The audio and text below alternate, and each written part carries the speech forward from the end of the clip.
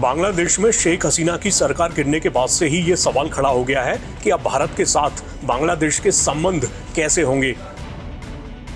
इस बीच बांग्लादेश की अंतरिम सरकार का इस मामले पर एक बयान सामने आया है।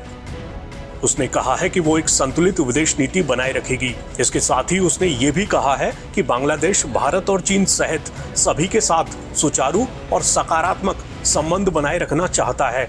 अब ये महज कोरी बयानबाजी है या फिर असल में ऐसी कोशिशें होंगी, ये तो वक्त ही बताएगा।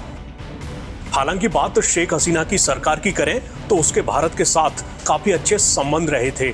माना जाता है कि उस सरकार ने भारत और चीन को लेकर बहुत हद तक संतुलित रवैया दिखाया था। चलिए फिर से मौजूदा वक्त की बात कर लेते हैं। तो हुआ यह है कि बांग्लादेश की अंतरिम सरकार के विदेश मामलों के सलाहकार मोहम्मद तौहीद हुसैन ने विदेश मंत्रालय में अपनी पहली प्रेस वार्ता के दौरान कहा, हमारी नीति अपने राष्ट्रीय हितों की रक्षा करते हुए सभी देशों के साथ अच्छे संबंध बनाए रखने की है। हुसैन ने कहा कि ये मानना सही नहीं होगा कि ये अंतरिम सरकार केवल किसी विशेष दिशा पर ही केंद्रित है।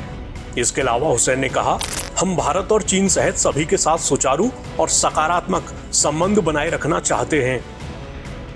जब अंतरिम सरकार के भारत के प्रति दृष्टिकोण के बारे में पूछा गया तो हुसैन ने कहा कि दोनों देशों के बीच मजबूत और गहरे संबंध हैं। हुसैन ने कहा, ये महत्वपूर्ण है कि लोग समझें कि भारत बांग्लादेश का अच्छा दोस्त है। हम चाहते हैं कि इस संबंध को उस दिशा में आगे बढ़ाएं।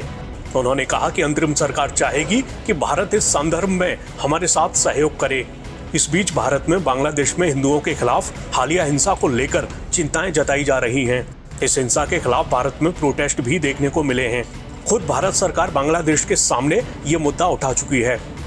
हाल ही में बांग्लादेश की सरकार के प्रमुख मोहम्मद यूनुस को शुभकामनाएं देते हुए भारतीय प्रधानमंत्री नरेंद्र मोदी ने कहा था, हम हिंदुओं और अन्य सभी अल्पसंख्यक समुदायों की सुरक्षा सुनिश्चित करते हुए सामान्य हालात की जल्द वापसी की उम्मीद करते हैं।